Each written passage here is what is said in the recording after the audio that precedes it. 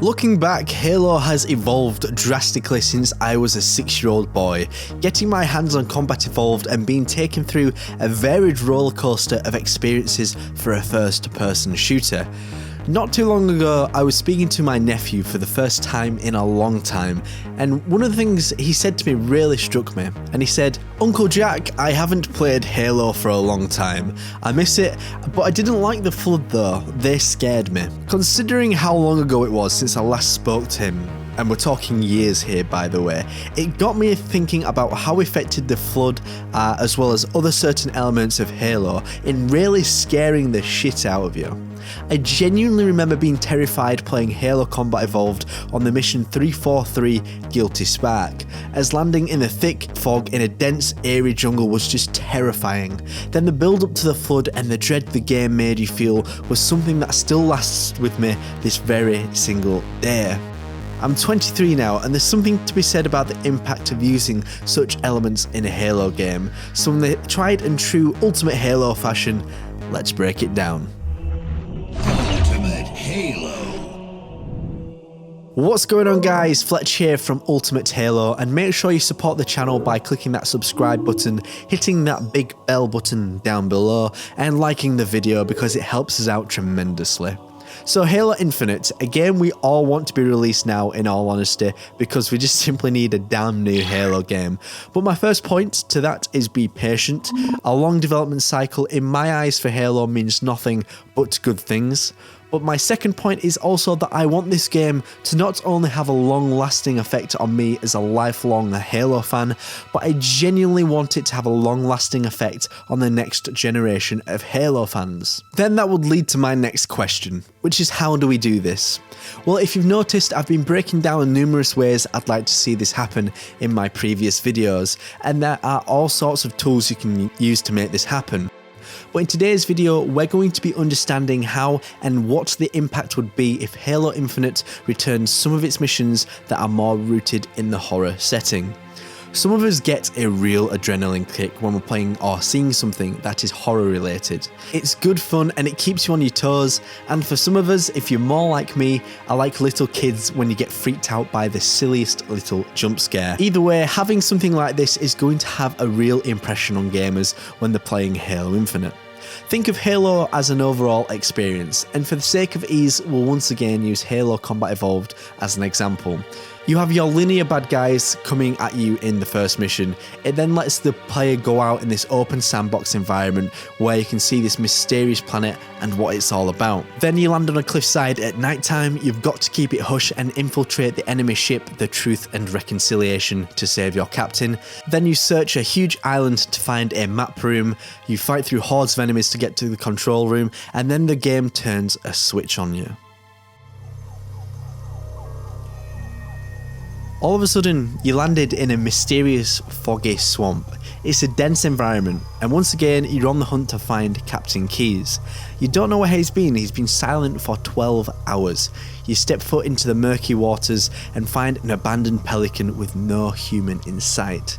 Soon you encounter some lone grunts and a jackal, which is unusual because normally you would see some sort of elite commanding them. Once you take them out, you move along to a huge tree log, and then just listen to the atmosphere from the ambient forest to the inaudible radio chatter. All you can think is, what the hell is going on?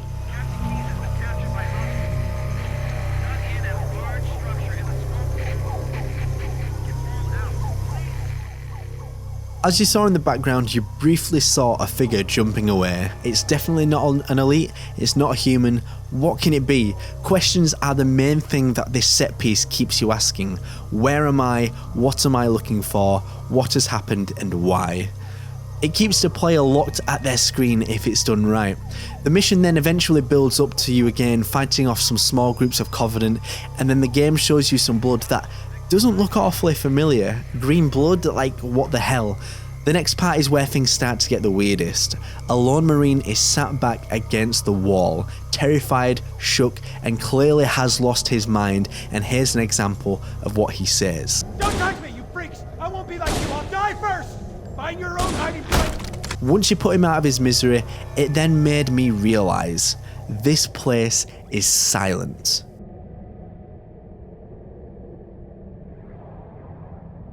There's an old saying that silence is deafening. In this instance, not because anything is awkward or there's any guilt to be acknowledged, but it's because you as a player know that something is wrong. This empty space with nothing but circuitry bleeping is soon to be a tomb, either for you or something that is lurking around the corner.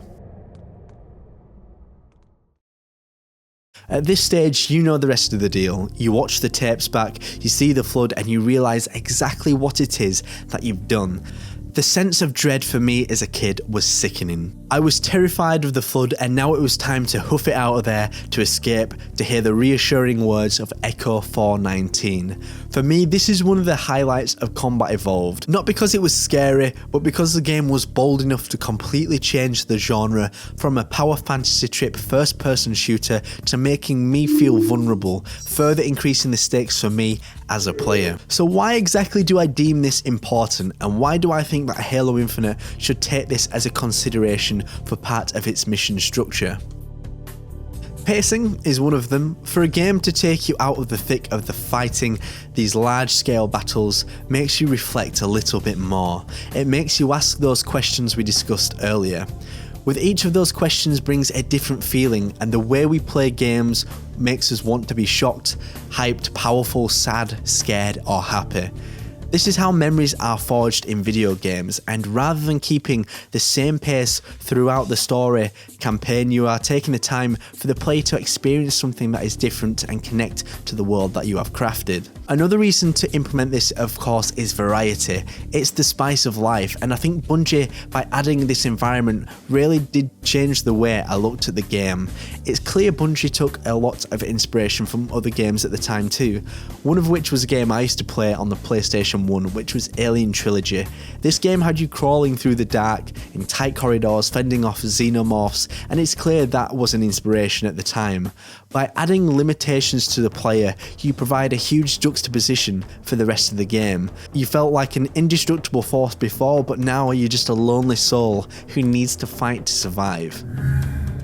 Now, considering the state of the Halo universe, I think now is a better time than any to introduce such a feel to a Halo game.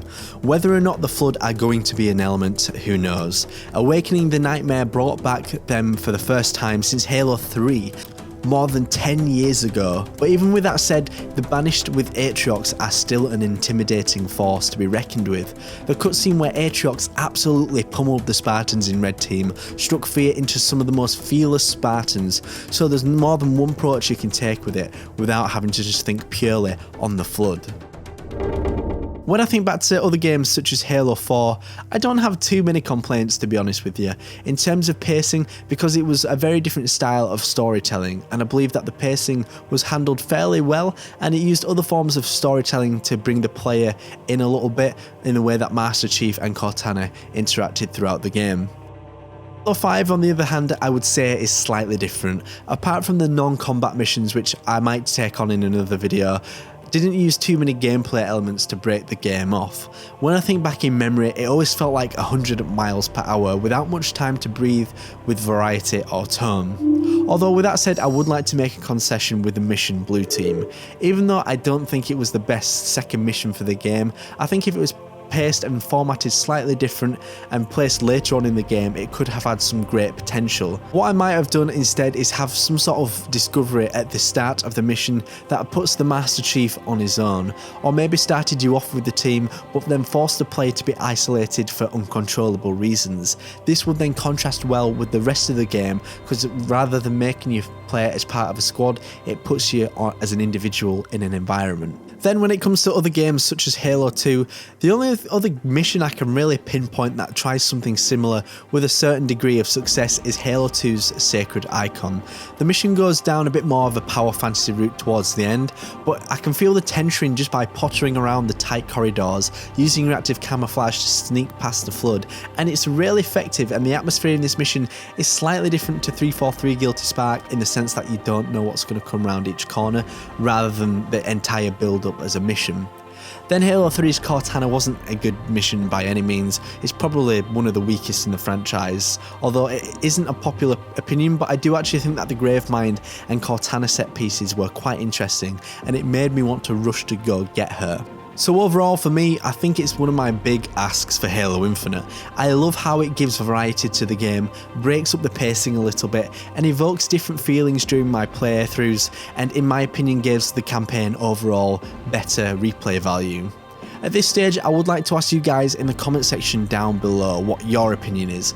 Do you have any ideas for what a horror Halo style mission would be? How scary would you like it to be? And if it wasn't the Flood, how would 343 Industries incorporate this?